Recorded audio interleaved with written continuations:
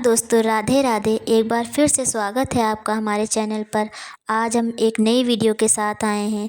जया एकादशी की व्रत कथा सुनाएंगे। माघ मास की जया एकादशी का व्रत करने से पिशाच योनि से मुक्ति मिलती है। भगवान श्री कृष्ण कहते हैं, राजन, इस कारण एकादशी का व्रत करना चाहिए। नृपश्रेष्ठ, जया एकादशी ब्रह्म हत्या का पाप भी दूर करने वाली एकादशी है।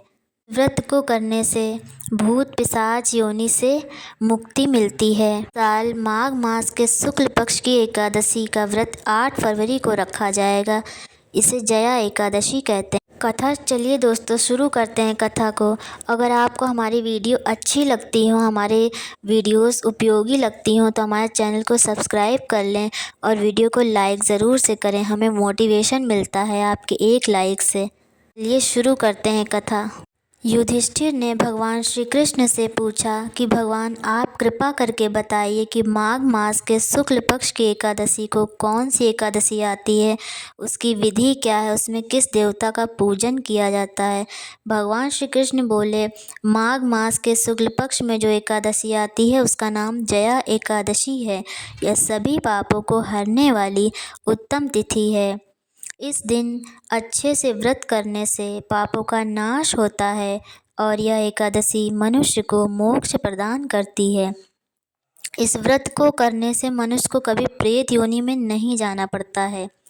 स्वर्गलोक में श्री कृष्ण कहते हैं, स्वर्गलोक में देवराज इंद्र राज्य करते थे। देवगढ़ पारिजात वृक्षों से युक्त नंदवन में अप्सराओं के साथ विहार कर रहे थे। 50 करोड़ गंधर्वों के नायक देवराज ने इच्छानुसार वन में विहार करते हुए बड़ी खुशी से नृत्य का आयोजन किया। गंधर्व उसमें गान कर रहे थे, जिसमें पुष्पदंत, चित्रसेन और उसका पुत्र 3 लोग प्रधान थे। चित्रसेन की स्त्री का नाम मालिनी था। मालिनी से एक कन्या पैदा हुई जो पुष्पवंती के नाम से प्रसिद्ध थी। पुष्पदंत गंधर्व का एक पुत्र था जिसको लोग माल्यवान कहते थे। माल्यवान पुष्पवंती के रूप पर अत्यंत मोहित था। ये दोनों भी इंद्र के संतोषार्थ नृत्य करने के लिए आए थे। इन दोनों का गान हो रहा था। इनके साथ अप्सराएं भी थी। अनुराग के कारण ये दोनों मोह के वशीभूत हो गए। चित्त में भ्रांति आ गई, इसलिए वे शुद्ध गान न दे सके।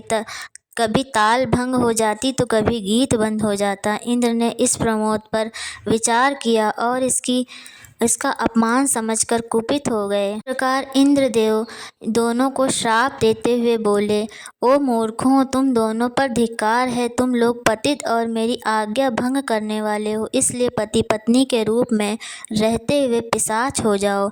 इंद्र के इस प्रकार श्राप देने पर इन दोनों के मन में बड़ा दुख हुआ। वे हिमालय पर्वत पर चले गए और पिशाच योनि को पाकर भयंकर दुख भोगने लगे। शारीरिक पातक से उत्पन्न ताप से पीड़ित होकर दोनों ही पर्वत की कंदराओं से विचरण करते थे। एक दिन पिशाच ने अपनी पत्नी पिशाची से कहा, हमें कौन सा पाप किया जिससे वह पिशाच योनि प्राप्त हुई। नरक का कष्ट बहुत भयंकर है। पिशाच योनि उससे भी बहुत दुख देने वाली है, अतः पूर्ण प्रयत्न कर के पाप से बचना चाहिए। इस प्रकार चिंता के कारण वे दोनों दुख के कारण सूखते जा रहे थे। देवगणों से उन्हें माघ मास के शुक्ल पक्ष की एकादशी तिथि प्राप्त हुई। नारद जी ने यह कथा के बारे में बताया।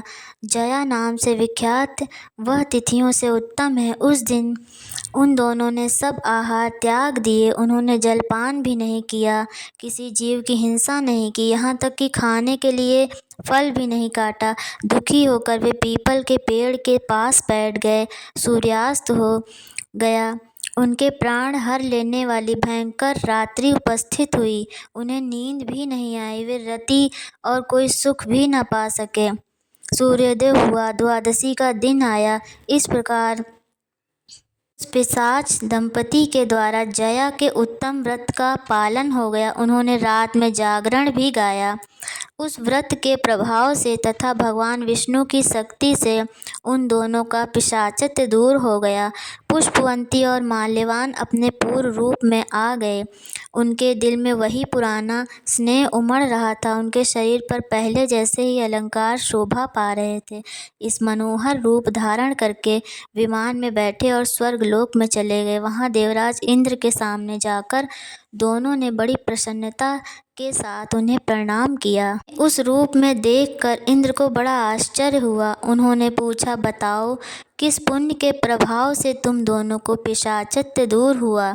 तुम मेरे श्राप को प्राप्त हो चुके थे, फिर किस देवता ने तुम्हें इससे छुटकारा दिलाया? लेवान बोला, प्रभु भगवान वसुदेव की कृपा और जया एकादशी के व्रत के प्रभाव से हम पिशाच योनि से मुक्त हुए हैं। भगवान श्री कृष्ण कहते हैं कि हे राजन, इस कारण एकादशी का व्रत करना चाहिए। नृपश्रेष्ठ, जया एकादशी ब्रह्म हत्या का पाप भी दूर करने वाली एकादशी है।